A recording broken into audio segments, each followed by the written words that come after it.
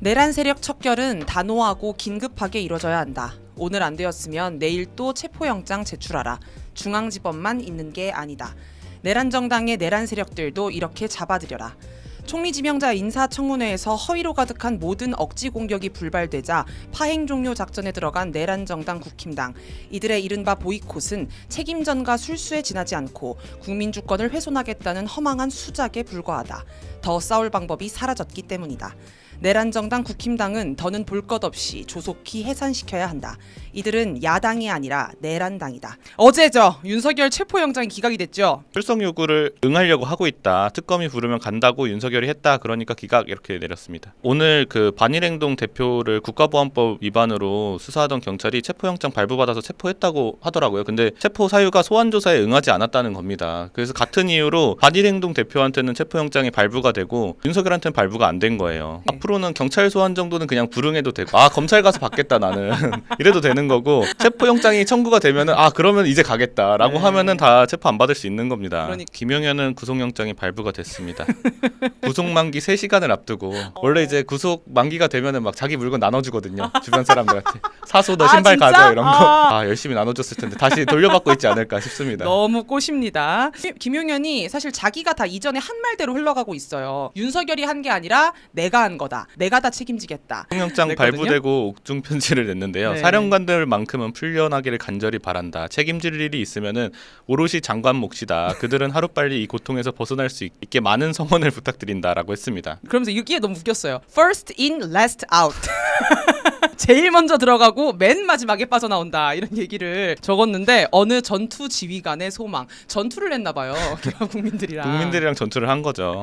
김건희 소식 좀 들어볼게요. 어떠신가요, 김건희 지금? 네, 김건희 알아놓은 상태가 점점 심각해지고 있다. 일주일 정도면 나올 줄 알았는데 며칠 전에 상태가 더 안 좋아졌다는 이야기를 들었다. 윤석열이 또 매일 병원에 가서 돌보고 매일, 있다. 네, 면회를 매일 가고 있다는 전언이 또 서정국 변호사 통해서 나왔는데 이게 이상하거든요.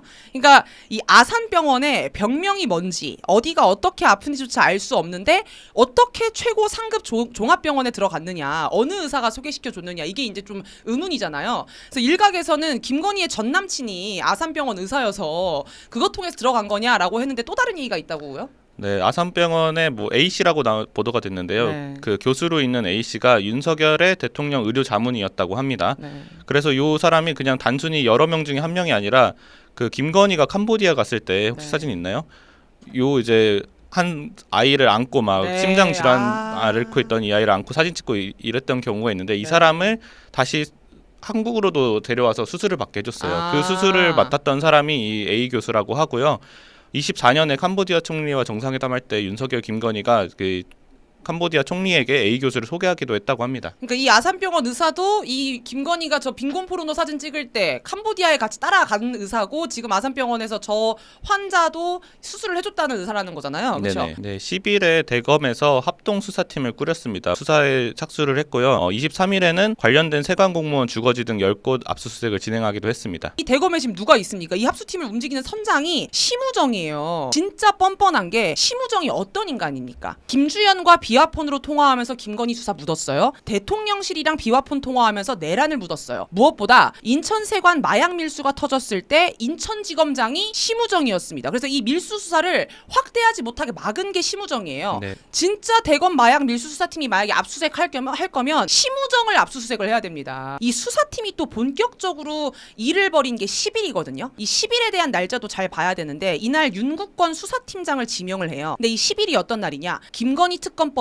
공포된 날입니다. 또 마늘과 배추 사이에 이상한 걸 껴와가지고 문제가 됐던 이 김건희 일가의 선라이즈 FNT 있잖아요. 네. 이게 갑자기 10일에 폐업이 돼요. 이때 걸렸나 보죠, 뭐가? 그러니까 이게 뭔가 착착 맞아떨어지는 게 이상하다는 거야. 10일에 갑자기 대검 합수사팀이 인천세관을 막 이제 압수수색해가고 막 이런 일을 벌이는 것도 이상하고 또 며칠 지나서 김건희가 아산병원에 입원을 합니다. 이상합니다, 굉장히. 거짓 증언을 확실하게 하기 위해서 서로 이제 뭐 구명 로비도 하고 하면서 엄청 더럽게 얽혀있다는 사실들이 밝혀지고 있는데요. 요 이제 쌍방울이 뭐 돈을 마련해가지고 이재명을 위해서 돈을 냈다 북한에 이런 식으로 조작을 한 사건인데 지금 쌍방울 말고 KH라는 새로운 또 기업이 나왔습니다. 네. 그래서 여기도 다 그 쌍방울처럼 거의 조폭 기업이라고 하더라고요. 그리고 쌍방울과 이 KH는 거의 한몸 경제 공동체라고 여겨지고 있다고 합니다. 김성태가 KH 그룹의 배상윤 회장이랑 같이 리오남을 만났다. 그렇게 그래서 배상윤도 증언을 해달라라고 조작을 하다가 밝혀진 건데요. 배상윤 KH 회장 같은 경우에는 SBS 통해서 네. 단독 인터뷰로 이재명과 무관한 일이라고 갑자기 폭로하는 인터뷰를 진행을 했습니다. 항상 말씀해주신 것처럼 이재명 지사님하고는 경기도하고는 전혀 무관한 일이다. 이거는 김성태와 함께 북한과 업무 협약을 맺은 것뿐 자신들의 사업 이득을 위해 비밀리에 추진한 거다. 이렇게 얘기를 이제 한 거거든요. 근데 중요한 거는 여기서 윤석열과 국힘당까지도 연루가 됐다라는 얘기가 나와요. 검찰과 김성태의 주장은 필리핀에서 북측의 리오남이라는 사람을 만났다라고 네. 하면서 그래서 돈을 전달했고 이건 다 이재명을 위한 거다라는 증언을 했던 겁니다. 근데 김성태 증언 말고는 리오남을 받다는 사람이 없어요. 그렇죠. 그런 과정에서 윤석열을 직접 만나서 이 배상윤의 구명을 요구하는 김성태가 KH그룹, 배상윤이 회장으로 있는 KH그룹 조모 씨를 통해서 윤석열과 독대를 좀 요구한다. 이런 얘기도 있어요. 그래서 윤석열 측 당시에 이제 언론 특보였던 것 같아요. 윤정식 윤석열 대선 캠프 언론 특보 단장이 이런 얘기를 합니다. 배 회장이 들어와서 그렇게 윤석열이 원하는 진술을 해주면 그 지금 마냥 그냥 이재명한테 당하고 있는 것보다는 우리 쪽에서도 훨씬 칼을 하나 쥐고 있는 거 아니겠냐. 독대까지 사실은 얘기를 합니다. 이게 다 이렇게 얽혀 있었던 거예요. 이재명을 죽이기 위해서. 권성동도 등장을 합니다. 그런데 여하튼 지난번에 내가 얘기했던 걸 내가 뭐 이름은 얘기 안 하고 네네. 구체적으로 뭐 몇 명도 얘기 안 했어. 예예. 얘기 안 하고 하여튼 뭐 그런 걸 진술할 요의가 있다 그러더래. 그 뭐 수사 협조하면 뭐 저희들도 도와줘야죠. 그런 취지야. 아이고 감사합니다. 예. 한번 보고 예예. 뭐 사람 이름 뭐 액수는 얘기 안 하더라도 예예. 조 회장은 다 알고 있으니까 나도 뭐 이런 거 어디 가서 떠드는 사람이 아니야. 아니 많은 아이고 알고 있습니다. 예. 이거 갖고 내가 떠들고 아이고. 없고. 예. 그러니까 하여튼 내가 시간 한번 줄게요. 예예. 언제든지 말씀하시면 달려가겠습니다. 예. 빨리 마무리 짓자고. 네, 이게 일단은 배상윤이라는 사람이 이 거짓 증언을 해주면서 자기 형량 좀 덜어주라. 그 좀 일찍 나오게 해달라 이런 구명 로비를 한 겁니다. 네. 그래서 조 씨가 접근을 해가지고 이런 작업들을 친 건데 저 전화 통화 내용은 그 권성동이 약간 검찰 쪽에 빨대가 돼가지고 자기가 이렇게 해줄 테니까 얼마 이렇게 해달라 이런 건데 40억을 달라고 했다고 하는 겁니다. 일단은 아까 그 윤석열 만나려고 했던 거는 2024년 5월쯤이거든요. 근데 윤석열을 못 만났어. 권성동이랑 배상윤을 살리려고 권성동이랑 통화한 건 2024년 7월인데 이때 권성동이 말씀하신 것처럼 검찰에 선을 대면서 하려고 했는데 이때 막 선을 대려고 할 때 그리고 또 다른 조작을 만들려고 할 때 명태균 게이트가 터지는 겁니다. 명태균 게이트가 터져서 더 이상 이재명을 죽이지 못하게 된 거예요. 이것만 봐도 명태균이 권성동을 얼마나 싫어하는지 권성동이 명태균을 얼마나 싫어하는지를 알죠.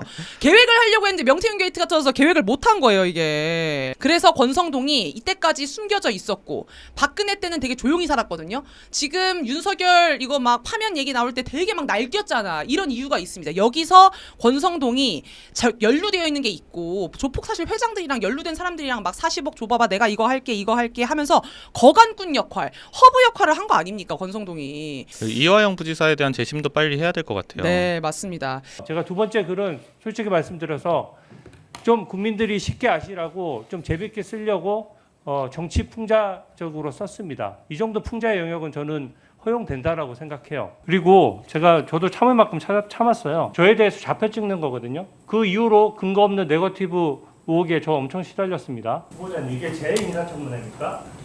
네? 제 인사청문회예요. 진짜 주진우가 정말 하수라는 게 자기 패를 자기가 다 까요. 그니까요. 제 인사청문회입니까? 네. 아니 그런 얘기 하려고 했던 거죠. 3대 특검에 주진우가 안 걸리는 게 없기 때문에 김민석을 엄청 까서 김민석을 내가 깠기 때문에 정치보복을 당하는 거다 이런 얘기를 사실 하려고 지금 저렇게 하는 거거든요. 근데 저 얘기를 자기 입으로 자기가 다 얘기해요. 그러니까 그 얘기도 했더라고요. 나와서. 네. 그리고 정치풍자 얘기를 하는데 이 정치풍자라는 거는 어떤 대상을 직접적으로 비판하는 대신 돌려서 비꼬거나 유머를 섞어 비판하는 걸 얘기합니다. 그리고 사회 모순이나 부조리를 드러낼 때 풍자를 하는 건데 지금 주진우가 하는 말 중에 어디 유머가 있죠? 하나도 재미없어. 본인만 재밌어. 모르겠어. 그리고 본인 자체가 모순 덩어리인데 어디서 누굴 자꾸 부조리한 걸 밝힌다고 그쵸. 얘기하는지 모르겠어요. 없는 얘기를 하는 거는 풍자가 아닙니다. 그렇죠. 그래서 김민석 후보가 딱 얘기했잖아요. 그거는 조작입니다. 이렇게 딱 얘기를 했는데 장롱에 6억을 쌓아뒀다는 식으로 계속 가짜 뉴스를 퍼뜨리고 있어요. 그러면서 저게 자기가 한 말이 아니라면서 그거가 정치 풍자라고 얘기하고 있는 풍자, 거거든요. 장롱송 현금 6억 총리 후보자 풍자라잖아. 진짜 하나도 안 웃기고 진짜 열받거든요.